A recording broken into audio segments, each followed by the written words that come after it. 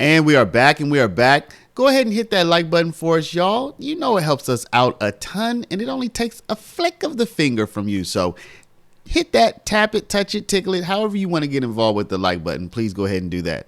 Now today, y'all, what we're going to do is a flashback, and we're going to look back at a report that I previously did on Rice Street, where we intersplice Woody's testimony about Rice Street with some of the news reports that we've been able to find. And then we're going to shoot right into a new breaking federal government just scathing expose report on Rice Street that's going to come after this report that I did. So what I want you to keep in mind is this is where people are being taken to be held to await trial. This is why, or it could be why, we're seeing so many plea deals, y'all. We're seeing people who are being held in just what could be called inhumane conditions, and they're just desperate to get out. So I want you to keep that in mind as you watch this expose. And also drop your comments below. What do you think is a solution? Because a lot of people say, look, we don't need to have the Hilton or the Radisson or the Marriott as jail. Like, jail is supposed to be difficult. Jail is supposed to be hard. That's what a lot of people would say. So I'd like to hear, what do you think is a solution for this kind of problem? Y'all don't forget, we are a paralegal school. We've been doing it for 20 years. So if you're interested in working in the legal field, go to careerparalegal.com. Put your information in and we will get in touch with you. Our program, we've helped hundreds and hundreds of people start working in the field. And our program comes with an internship placement. So again, careerparalegal.com. And with that, let's get right into it. All right, thank you. Okay. Mr. Copeland, you said that Rice Street is the worst place in the world. Yes. A Senate subcommittee met after a nearly year-long investigation into conditions at the Fulton County Jail. You have said that you'd rather die than go to Rice Street. Yes. Findings also concluded that the jail is not being provided adequate funding or equipment to keep the facility safe. Do you remember exactly how long you stayed there? Yes. How long? 3 weeks. 3 weeks. The Fulton County Sheriff's Office says it turns out 4 security officers working for a contractor at the county jail were security problems. Now, Ms. Ammon says all 4 suspects were given bond, but as of late this afternoon, had not made bond. First of all, in Rice Street in general, there's dorms, right? Not where they put me at. Well, I'm just talking about in general right now. I'm going to get to where they put you at in a second. There's dorms. On top of the Fulton jail being way overcrowded, there are sections like this one here that they can't use or shouldn't use, and yet they had been used and part of the deplorable conditions. And then within the dorms, there's cells. Yes. Okay, and the cells, how big are the cells? The individual rooms are small, correct? Yes. Labatt says he will look at every floor and talk to the inmates. Okay. And everything is made of either concrete or metal, correct? Yes. All right. Most of the time you have a cellmate. All the time.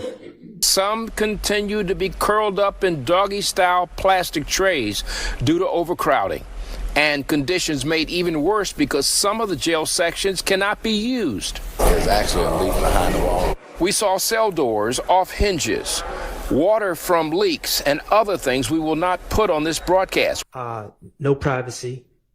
Correct. Showers in common areas. Correct. Toilets.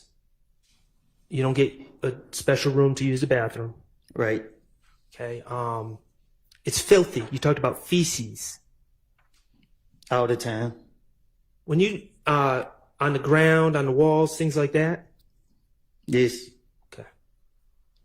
Standing water in the showers? Who? Standing water? We call it nut juice. What do you call it? Nut juice. Okay. All right. Mr. Shard. One inmate told Labatt he's not been able to shower since Saturday. I came up here Saturday, we have our intake. We took a shower when we were coming up for intake. That was it. The filth in Rice Street. To avoid that filth, you would be willing to tell lies, correct? Correct. The assignment is very simple, ladies and gentlemen. The only thing we're going up here to do is a massive shakedown. All right. Let's talk about the danger of Rice Street.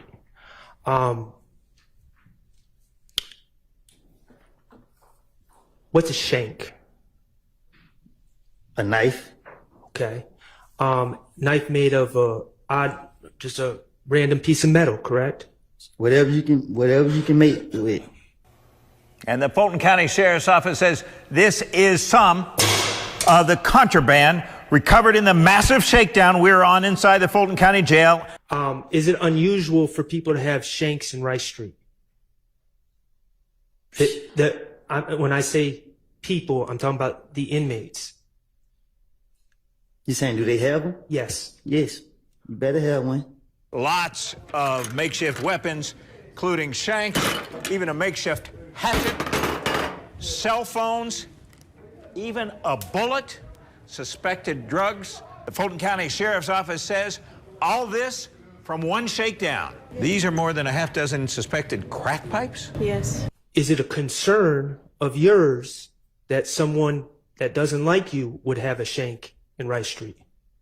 Yes. Okay. Good afternoon. I'm Rick Fulbaugh. And I'm Joy Lim Nakrin. So right now, Shannon Stillwell is in the hospital after being stabbed inside the Fulton County Jail. Atlanta News First reporter Brittany Ford is live outside the jail now. And Brittany, this stabbing has interfered with today's court proceedings. You know jail, you know Rice Street to be a particularly dangerous place, correct? Yes. And it's a particularly dangerous place for you, correct? Yes. You would lie to avoid the dangers of Rice Street, correct? Yes. Okay. I want to talk about the isolation. Okay. In February of 2015, you were arrested, and let's be clear, you feel it was a bogus probation warrant, correct? It was. Right. You were on probation and they accused you of not completing your community service. And I didn't even have community service to do. And even if you did, you never heard of anyone getting locked up for failing to do community service on probation. I even called my probation officer and she said she didn't do it. Right. I understand. And so when they locked you up in February of 2015, they put you in isolation, correct? That's what you want to call it.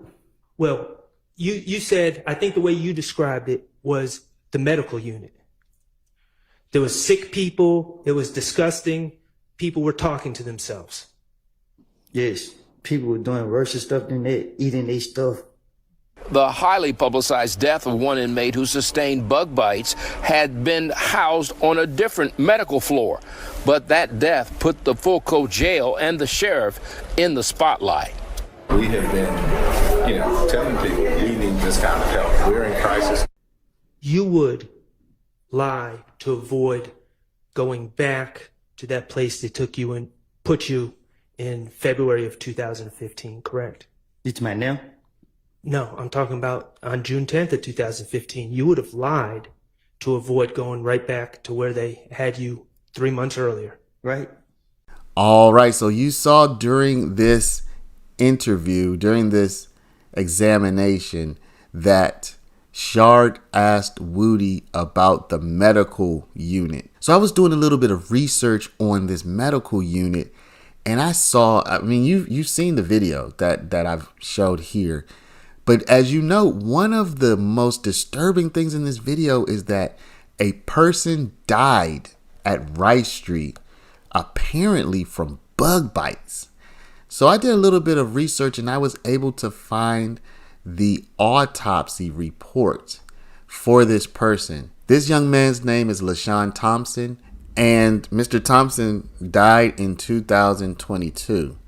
What I'm going to do is I'm going to read some of this autopsy. First, I'm going to read from the timeline, and then I'm going to read some of the autopsy report. It's not going to get too gruesome or too gory, and I'm also going to skip around a little bit, but I just want to give you all a sense for what kind of conditions, what kind of circumstances someone at Rice Street, especially in this medical unit, where Woody said that they put him. Now, full disclosure, I don't know if it's the exact same medical unit, if they have different medical units, but I'm just trying to draw the parallel here. between what Woody went through and what this young man went through who lost his life at Wright Street. So I'm going to read from this. So first, let's get into the timeline. LaShawn Thompson was arrested 90 days prior to his death on June 12, 2022. LT NavCare also provided medical care during his stay at the Fulton County Jail.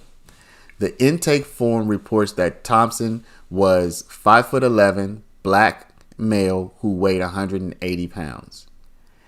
The medical records dated June 13, 2022 reads, 35-year-old male, alert and oriented, with appropriate mood and affect. Patient speaks clearly, coherently, without cognitive impairment, evident by ability to follow commands without multiple prompts. Movements are purposeful and without abnormality. It also says here he was provided some medication, which I'm not going to read.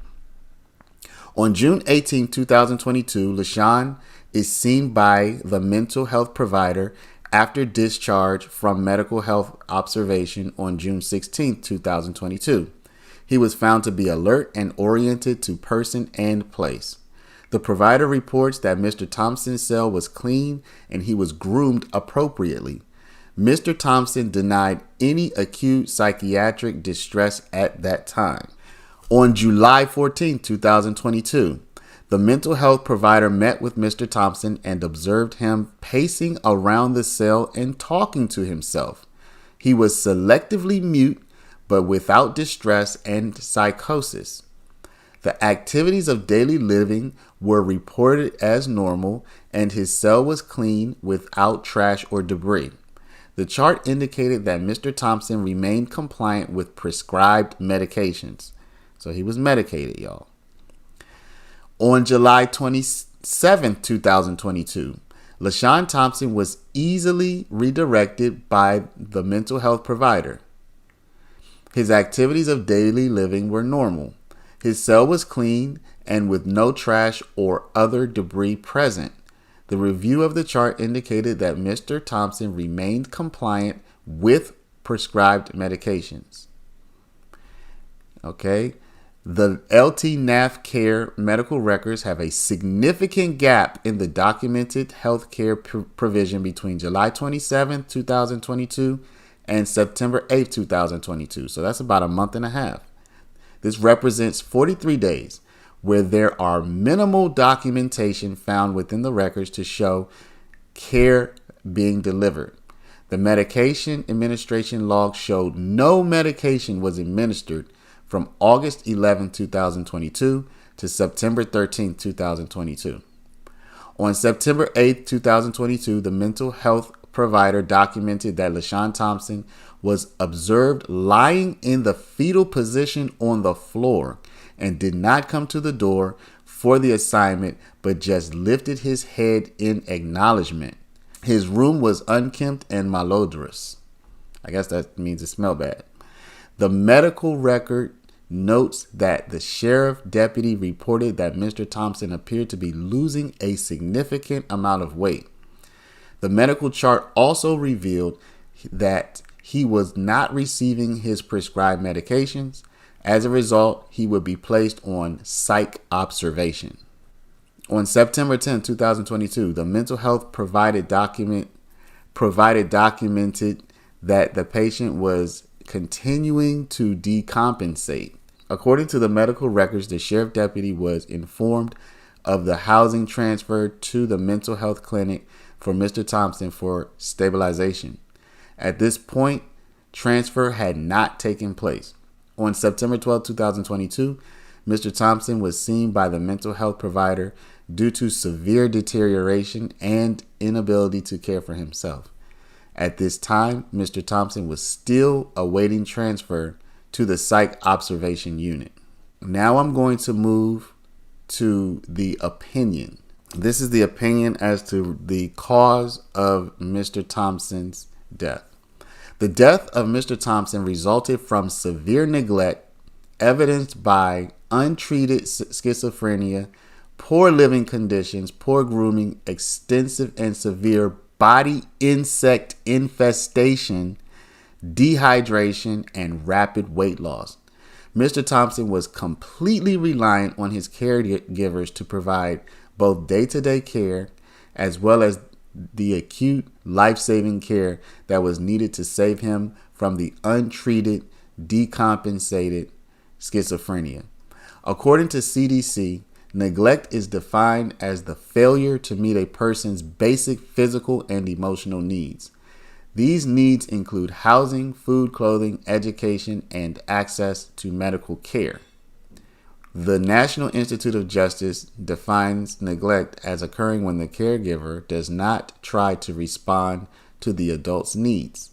This may include physical, emotional, and social needs, or withholding food, medications, or access to health care.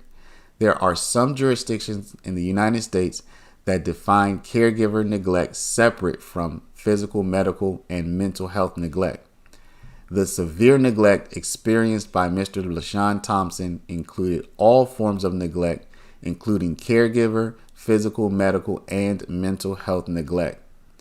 Rapid weight loss and malnutrition are known markers of neglect.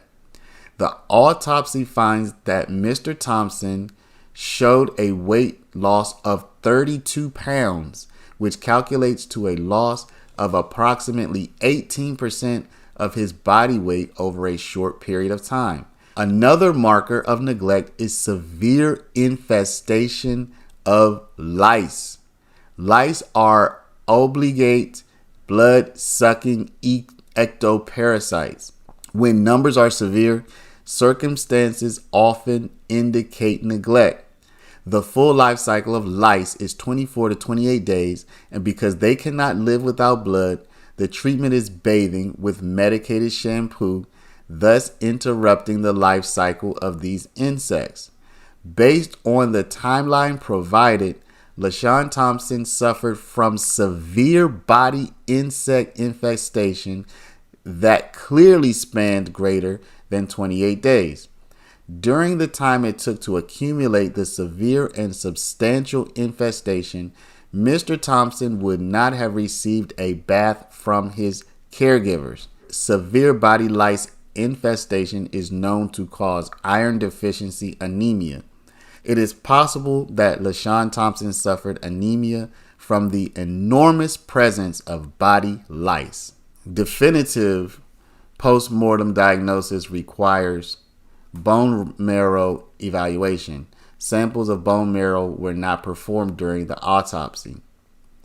Other evidence of neglect include filth, dirt, and grime of the fingernails and toenails of his hands and feet. His total living conditions were also filthy. Mr. Thompson was neglected to death. So this gives you an idea what Woody was talking about, y'all. Think about it. Somebody was bitten by lice to death, essentially, due to severe neglect. And I'm sure there were other contributing factors as well. By the way, the family of LaShawn Thompson reached a $4 million settlement with Fulton County due to his death. So now you can see why Woody was so terrified about going back to Rice Street. I'm not justifying his actions of telling on his friends, but I'm just providing context for it. Who would know what's going on in Fulton County Jail? It talks about all the evidence he found about the weight loss, about the dehydration. It goes into the fact that he hadn't gotten medical treatment in over 40 days. And he talked about how that led to his death. I'm going to go to this next one, Attorney Hoffer, and then this really gets to the crux of the matter. We just want to highlight in his concluding opinions, Dr. Mitchell says the death of Mr. LaShawn Thompson resulted from severe neglect evidenced by untreated schizophrenia, poor living condition, poor grooming, extensive and severe body insect infestation, dehydration, and rapid weight loss. For legal purposes, It's important to note this next sentence that's highlighted.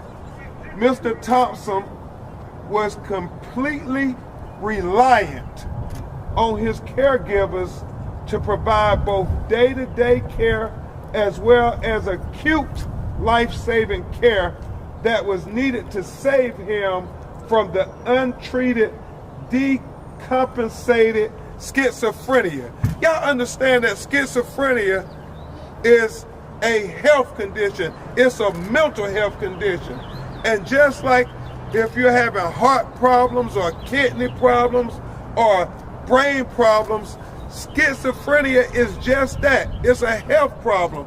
And if it's not treated, it becomes decompensated and it can lead to death.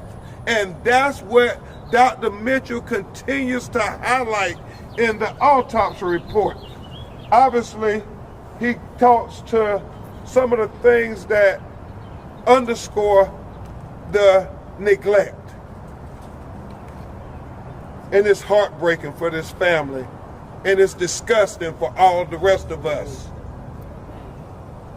Another marker of neglect is the severe infestation of lice and bed bugs. Lice are obligate blood-sucking ectoparasites. When the numbers are severe, circumstances indicate neglect.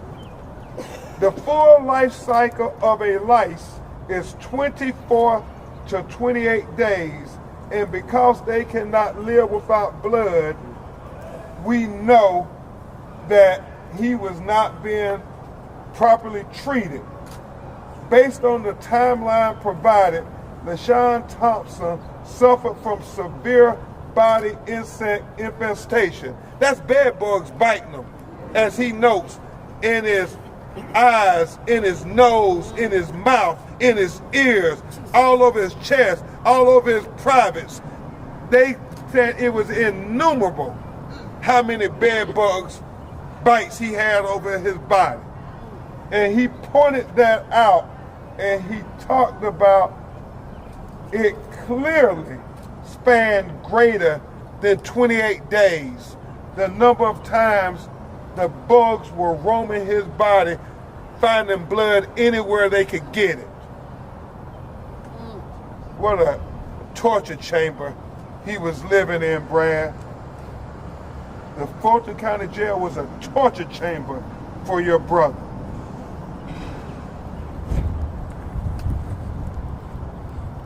He noted Mr. Thompson was neglected to death. That stood out to me. Mr. Thompson was neglected to death.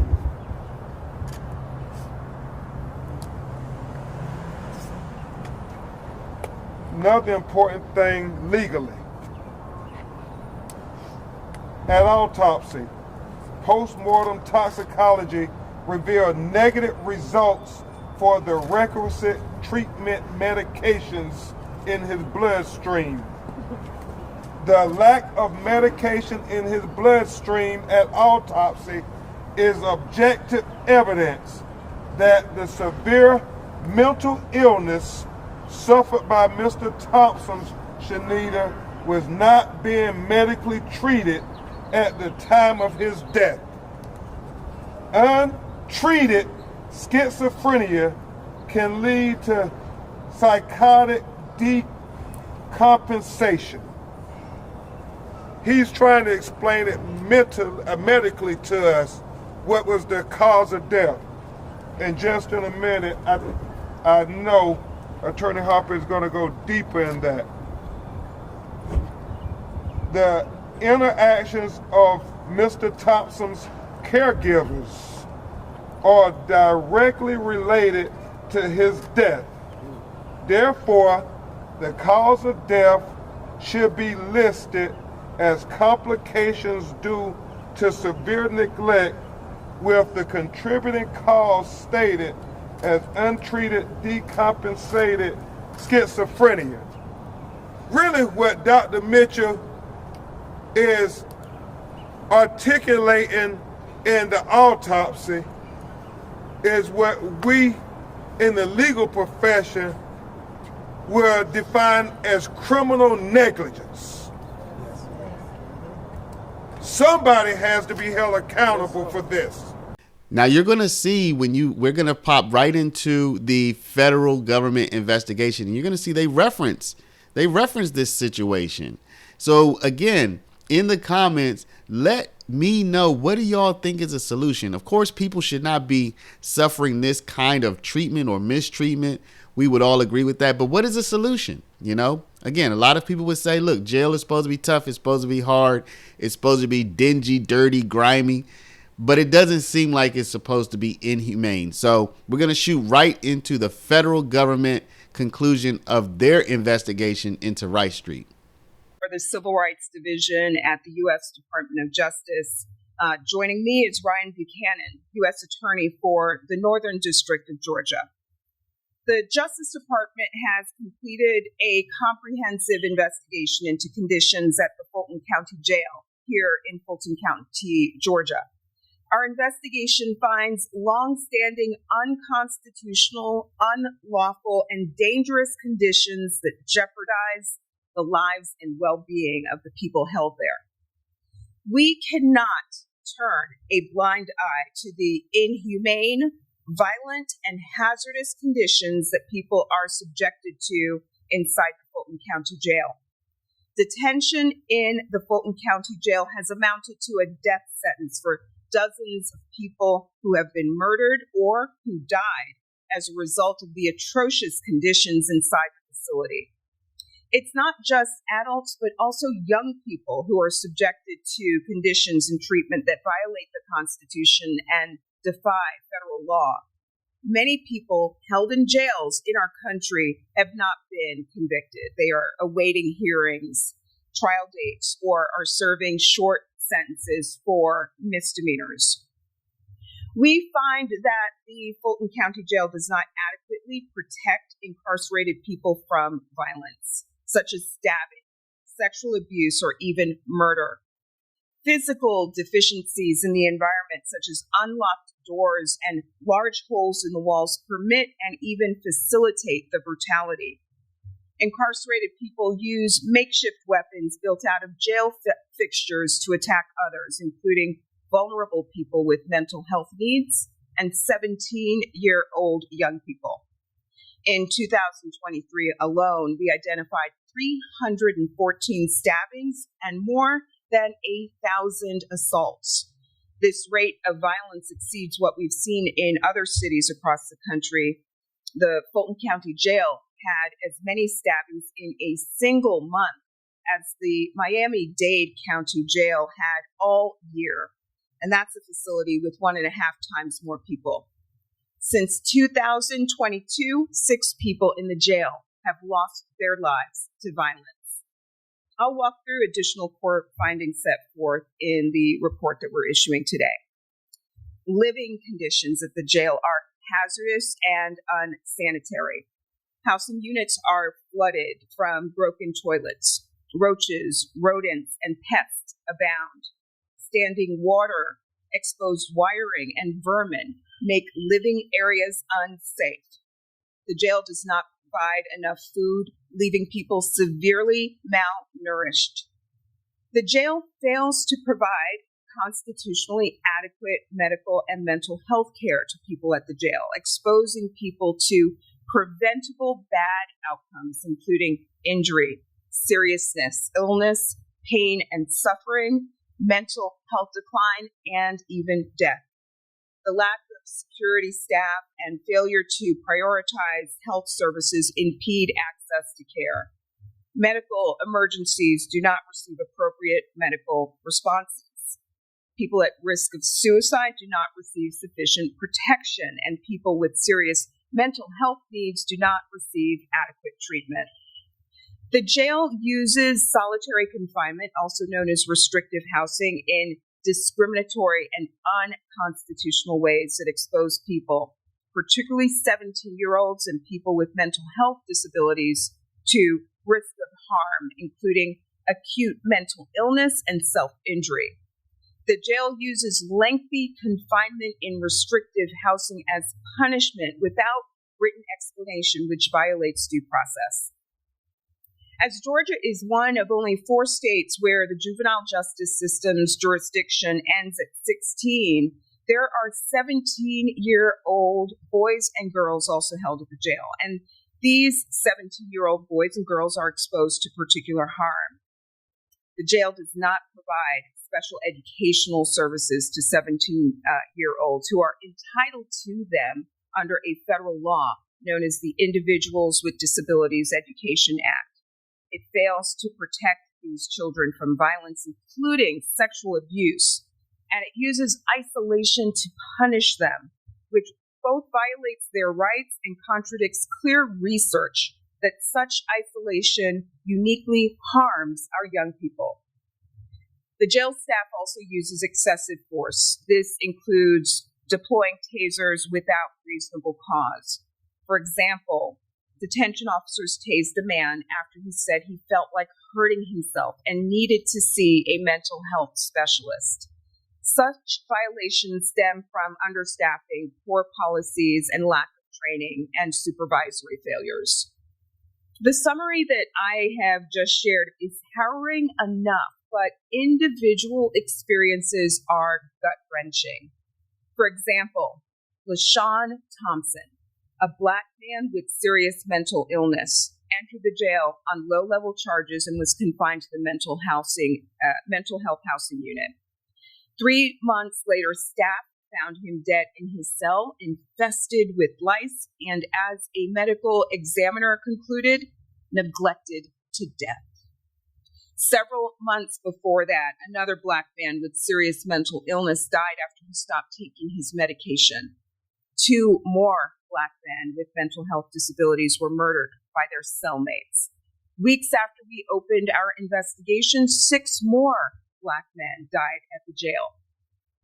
All of this is a racial justice issue. 91% of the people living in these abhorrent, unconstitutional conditions are Black, as compared to 45% of Fulton County's overall population. It's also important to note that the vast majority of the approximately 2,000 people held at the jail have not been convicted of a crime. They are awaiting hearings and have yet to be tried, many of them. There are also a significant number of people with mental health disabilities.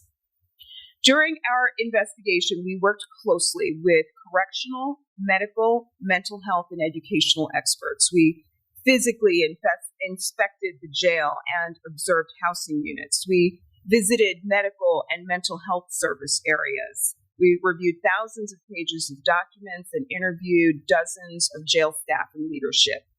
And we listened to the people held inside the jail and their advocates and their family members. We thank officials for their cooperation, and we thank all of those who provided valuable information and whose advocacy predates this investigation. I'll note that officials have taken preliminary steps to improve conditions, but they simply are not enough. We hope our findings report sounds an alarm that will prompt the Fulton County Board of Commissioners and the Sheriff's Office to swiftly implement the comprehensive reforms necessary to ensure constitutional conditions going forward. At the end of the day, people do not abandon their civil and constitutional rights at the jailhouse door. Jails and prisons across the country must protect people from the kind of gross violations and unconstitutional conditions that we have uncovered here. I'll now turn the floor over to U.S. Attorney Buchanan.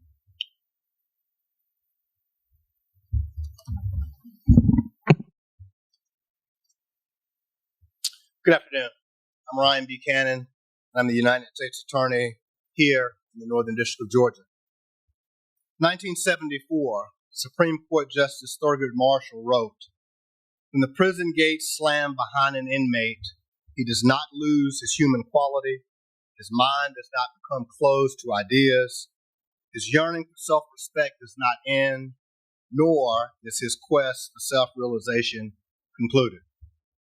50 years later, our comprehensive investigation into the conditions of confinement, Fulton County Jail has at its basic level revealed that the men and women and young people who find themselves housed at the jail are often left to wonder whether their humanity remained intact once they crossed the threshold of the jail facilities. Whether at the main jail, which is known to many in our community as Rice Street, or at its annex facilities, people in custody in Fulton County who are accused of crimes or awaiting formal charges or trials must protect themselves from brutal physical attacks by other detainees, subjected to frequent excessive force, manage their well-being with inadequate food and unsanitary living conditions, and hope that they can find access to a strained medical and mental health care program. The most obvious casualties of the civil rights violations occurring in the jail are those who leave the jail in body bags. But our investigation has revealed hundreds more injured, traumatized, and dehumanized people, all of whom are just as deserving of the protection of the Constitution as all of us in this room. Since we announced our investigation in July of 2023, the United States Attorney's Office for the Northern District of Georgia, the Civil Rights Division of the Department of Justice have worked diligently to meet our shared mission: to advance public safety, to uphold the rule of law, and to protect civil rights. There is no greater example of this mission at work than protecting and vindicating the rights of those who are under the custody and control of jail authorities, who themselves are duty-bound to protect the public and those in their custody. We began our investigation after LaShawn Thompson was found in his cell, neglected to death, covered in lice. But in the time since his death, several more young men detained in the jail have died, and many died violent deaths. Our investigation revealed unacceptably high incidents of assaults and stabbings. In some cases, most disturbingly, jail staff witnessed and allowed the attacks without intervention. 2023 alone, there were over 1,000 assaults and more than 300 stabbings in the Fulton County Jail. Outpaces the rate of similar assaults in other major city jails, almost 2 to 1. Those numbers only reflect the reported attacks. Many detainees told our team that they explained that they feared for their safety. They were reported they had been stabbed or assaulted. One such detainee was left untreated for multiple stab wounds for a week until our team alerted the jail of his injuries. Also unaccounted for in these disturbing numbers are numerous allegations of violent rape, sexual assault, and harassment. The crisis of violence in the Fulton County Jail has resulted in part because of the lack of effective classification and housing plan, which allows for extremely violent individuals and gang members to be housed with vulnerable and low-risk individuals. And particularly, vulnerable individuals are most subject to violence in the jail, including people with serious mental illness, gay and transgender detainees, and 17-year-olds. In addition, Fulton County Jail employs too few guards relative to the number of detainees to keep people safe. Poor maintenance of basic fixtures allows violence to go unchecked. But numbers aside, jail staff are often unaware of violence because they conduct inadequate security rounds. We uncovered incidents where hours or even days passed before victims of assaults were discovered by staff. In one shocking case, while an officer sat in an observation tower, a man was killed, his hands and his feet bound, not found until his body was extremely cold. Additionally, hundreds of broken light fixtures and cell doors allow violent detainees to move about at will in the shadows, sometimes through the very walls of the facility. Equally alarming, men and women in the Fulton County Jail also experience violence from the staff. Our investigation showed the crisis of violence, lack of security at the Fulton County Jail is paired with staff that resort to the use of force too quickly, and too often. We found that staff were regularly deploying tasers and pepper spray without any warning for minor rule infractions like failing to hang up a phone quickly enough, yelling, or not putting items away as instructed. The rampant use of tasers is particularly disturbing. Risk of cavalier deployment of tasers is not just the temporary pain of electrocution. Detainees have been hospitalized for serious injuries caused by probes that are embedded in sensitive parts of the body, like the neck and even in the bone. The excessive use of force in the jail is not confined to a few bad actors.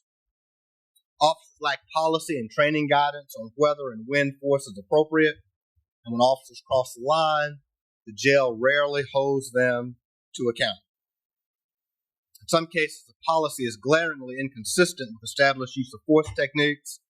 Written policies explicitly state that staff may deploy their tasers against suicidal or emotionally disturbed persons without any assessment of danger to themselves or to others.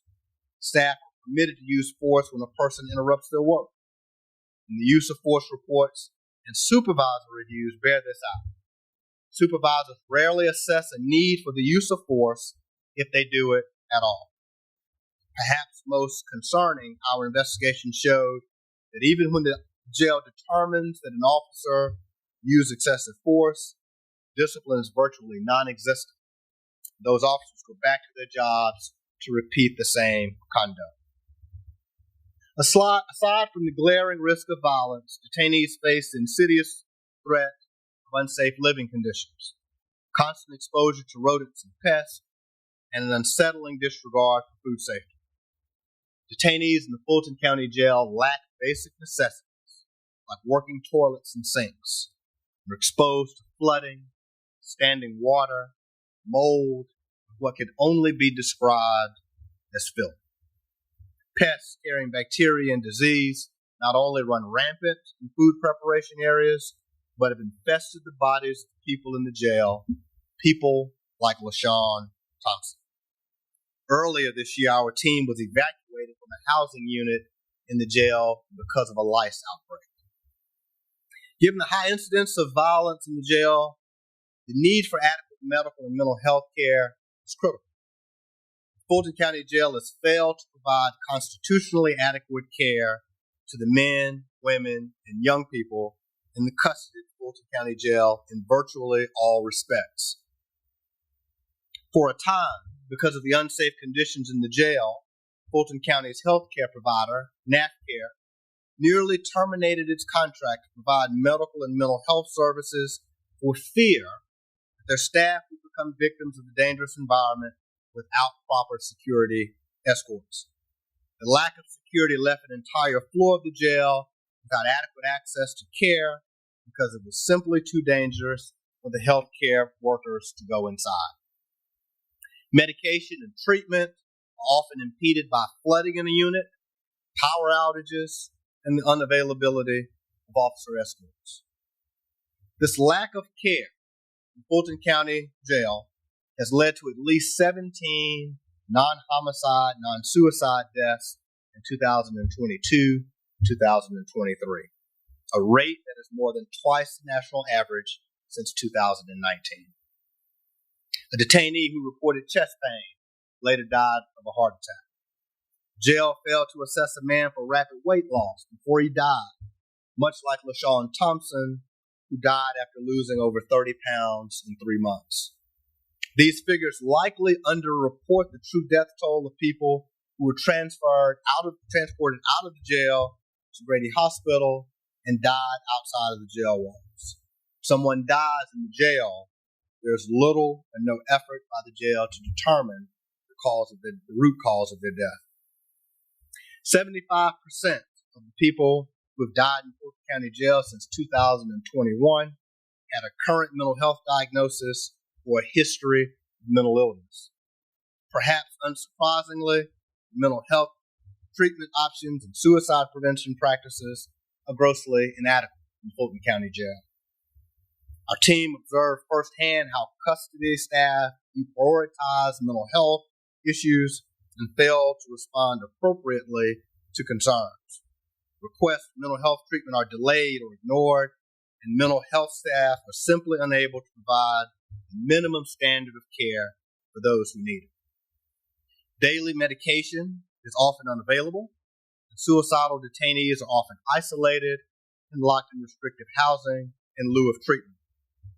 And when people are released from the Fulton County Jail, they are frequently left without the medication needed to sustain their health, without notice to their families, and sometimes actively experiencing a mental health episode. This is not a recipe for ensuring the safety of these individuals upon release or the safety of our community, and it is constitutionally unacceptable. Finally, I'd like to speak about a population in the Fulton County Jail that many may not know exists, a population of 17-year-old boys and girls. All of the constitutional violations that I've discussed today apply with equal force to the young people housed at Rice Street and the annex facilities. The average stay of a 17-year-old in the Fulton County Jail is 392 days. In that time, they are particularly and uniquely at risk for violence, lack of access to mental health care, risk of suicide while in isolation in restrictive housing. During the team's tour of the South Annex, they learned the boys there were held in their cells for 22 hours or more, frequently. The girls housed at Rice Street fare no better. And to the extent that these young people require a kind of specialized educational programs that are called for by federal law, they are not getting them. In fact, no educational services of any kind are provided to the 17-year-old detainees in Fulton County. These young people deserve better. You see that our report lays out the bare minimum measures Fulton County Jail must take to comply with its obligations under the Constitution and federal law. We are appreciative of the cooperation of Fulton County Sheriff thus far, and we look forward to working with them going forward to remedy these civil rights violations in the weeks and months to come. The Northern District of Georgia prioritizes the protection and enforcement of civil rights for our district's most vulnerable residents. We are grateful for the impactful partnership of our colleagues from the Department of Justice and Civil Rights Division. We would not be here today without their collaboration. 2022, when I became U.S. Attorney, we formalized our tradition of civil rights work in this office. It's a tradition that dates back to the very first United States Attorney for the Northern District of Georgia. We did so by formally establishing a public integrity and civil rights section. This talented, dedicated team of assistant U.S. attorneys, investigators, paralegals, legal assistants, and even interns are to be commended for this work. This team is comprised of people who are citizens of this district, people who live in Fulton County and work every day in Fulton County. They have spent countless hours in Fulton County Jail speaking with the men, women, and young people housed at Fulton County Jail. I'm proud to be their colleague. I'm grateful for their relentless effort in upholding the rule of law, advancing the public safety, and protecting civil rights. That's our mission. We relish the opportunity to fight for the rule of law, for the safety of our citizens, and for the civil rights of every human being who lives in the Northern District of Georgia. We do so because our Constitution and our mission mandate equal justice under the law for everyone. Thank you.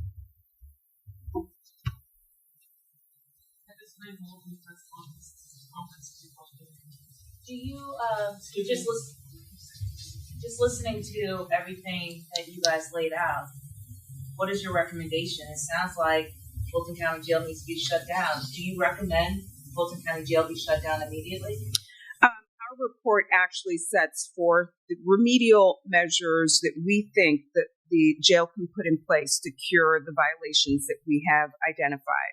They are set forth in the back section of our report. They include improving staffing and security, using a housing and classification system, reducing contraband through increased oversight, improving the physical conditions of the jail, ensuring that medical and mental health care is constitutionally adequate, and ensuring appropriate use of restrictive housing to avoid serious risks associated with isolation. So in short, we can fix these problems, and we are pleased that Fulton County has pledged to cooperate with us in doing so in the road ahead. We've heard a lot of back and forth between the Fulton County Sheriff and commissioners about who's ultimately responsible for these problems. Were you guys identifying kind of the point person who needs to lead these charges? Is it a funding issue? Is it a sheriff issue? Well, we're looking forward to working with Fulton County and the Fulton County Sheriff's Department to negotiate a resolution. And we recognize that this is an important issue for the community, and they will certainly play an important part in the process.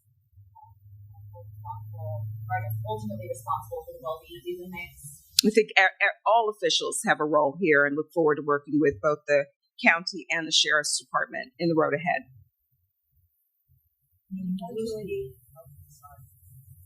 What is your specific time frame, and then how will your office proceed based on the efforts of the county to address this issue? We are hoping to turn the page today. We've provided our findings to the county and look forward to moving swiftly to address the violations that we have identified. This is a life and death matter for many, given the severity of the violations that we have uncovered. Given the time frame to address it. No specific time frame, but we are ready to roll up our sleeves and work now with the county to address these serious issues. You listed a number of civil rights violations. Is anybody being held accountable for the actions that have happened thus far, be it charges, legal action?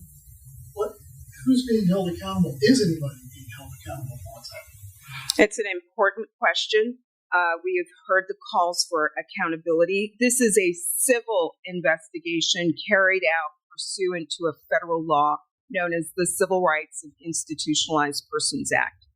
What we're seeking to do here is put in place the systemic reforms needed to ensure the safety of those housed at the Fulton County Jail going forward. I know things are laid out in the report, black and white, but did you know it was going to be this bad, this inhumane, unconstitutional when you went in? And does any of this shock you? Of course it's shocking. People have died. We started in July of 2023 after the tragic death of LaShawn Thompson. Obviously, when you start something where someone has died, you're already at, in many respects, rock bottom. And so we continued to investigate. Unfortunately, we found that LaShawn Thompson was not the only person who died as a result of these conditions. And then if you scale back beyond just those who died, but those who I mentioned were traumatized, dehumanized, and the like, you come up with a situation that we believe is just unacceptable for our community. And so all of the atrocities that are listed in this report are disturbing, all warrant prompt attention by the Fulton County authorities. And we look forward to working with them as quickly as possible to provide a remedy. Been in contact with LaShawn Thompson's family. They've been very vocal about his death, no protests, all kinds of things. Have you guys personally reached out, or the team reached out to the Thompson family? We've been in touch with a number of families, a number of advocates, and people housed at the jail, all who shared their testimony, and those stories and lived experiences of people housed at the Fulton County Jail very much informed the findings that we issued today. Is there any kind of action you guys can take to ensure that these recommendations become reality or become reality in an efficient manner? Well, as I said, we are prepared to roll up our sleeves and begin working today with Fulton County officials to address these violations. But we hope our findings report sends a loud message to other officials across the country about the need to ensure that conditions for people housed in jails in our country need to comply with the Constitution and need to comply with federal law. I'm hopeful at the end of the day that Fulton County can put in place the reforms, measures, and best practices necessary so that it might stand as a model for other institutions across the country. This is a civil investigation, and the remedial measures set forth in our report include policy changes, training, staffing measures, and other action steps necessary to cure the violations. Thank you.